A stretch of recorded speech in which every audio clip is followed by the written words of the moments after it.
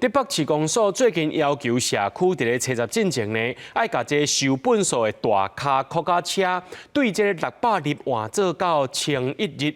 主要原因就是讲，顶个月呢有一件意外，就是一寡社区的这个本数客家车伤过细，害清洁队员去夹到手。不过一寡社区是反映讲，换较大卡说是无多出入，颠倒造成因的困扰。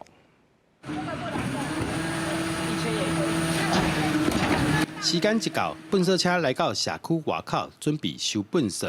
清洁队员小心细腻操作机器，就惊手指头去互边仔夹到。就是这个会插到这里面进去，插进去你就拔不出来啊。所以你要用手去把它拨开。拨出来啊，拨出来，他那一天就是在操控，一只手在拨这个，一只手在操控。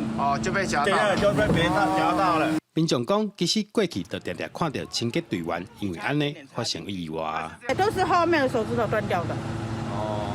所以还蛮危险的。蛮危险的啦。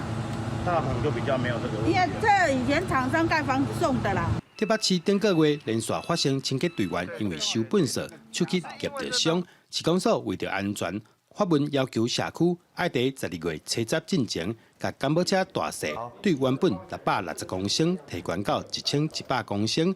不过，煞嘛造成真侪较旧的社区真困扰。老旧社区都已经放了10年、15年，都是用660的箱体。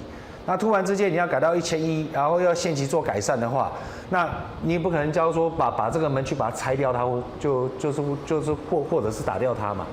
所以箱体在运过来当中的时候，它绝对一定是卡住的。收集各方的意见，遇到的阻碍及难题，那相关的数据回来之后，我们的配套措施出炉就可以把这件事情做一个好的一个解决。化解特解引起不满，换干宝车的政策，市公所拍算慢车实施，讲会收集大家意见，再去找办法解决。这段时间会先加强清洁队员的安全训练，避免意外再发生。